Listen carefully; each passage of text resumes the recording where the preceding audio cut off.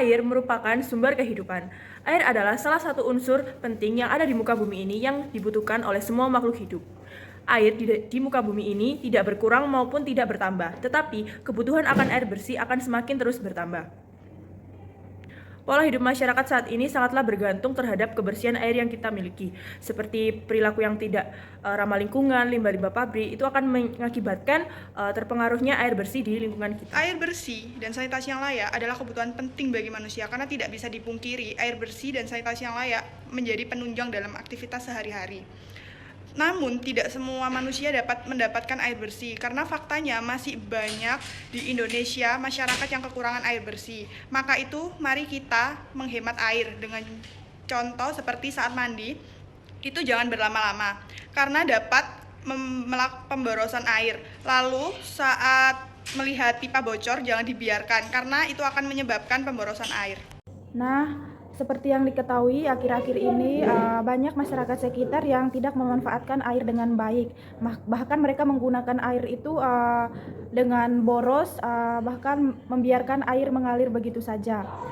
Nah, jadi oleh karena itu, agar kejadian ini tidak menyebar di berbagai daerah yang lainnya, mari kita tahu cara untuk menghemat air. Nah, di sini caranya itu seperti contohnya itu mencuci baju dalam jumlah yang banyak. Jika biasanya ibu-ibu mencuci baju dalam jumlah yang banyak, jadi coba berikan jarak misalnya sampai 3 hari sekali. Apabila ibu-ibu menggunakan mesin cuci, sebab penggunaannya menghasilkan banyak limbah air dan terbuang begitu saja. Ini merupakan cara untuk menghemat air dan sekaligus menghemat listrik. Nah, cara yang kedua, selanjutnya gunakan keran aerator. Kenapa kita harus menggunakan keran aerator? Karena agar aliran air dapat terhenti sehingga tidak membuang-buang aliran. Nah, setelah itu jangan lupa untuk mematikan keran. Nah, agar tidak terbuang sia-sia, kita seringkali lupa untuk mematikan keran. Nah, kita jangan lupa untuk mematikan keran agar tidak membuang-buang air. Setelah itu rebus air secukupnya.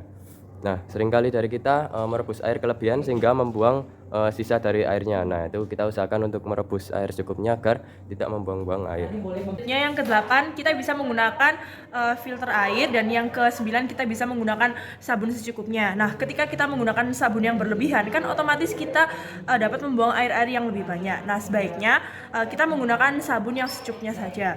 Lalu yang ke-8, hindari pemakaian botol plastik karena kandungan dalam botol plastik tersebut, jika kita membuangnya sembarangan dan terkena air, maka zat dalam kandungan dalam air botol tersebut akan mempengaruhi kondisi airnya juga.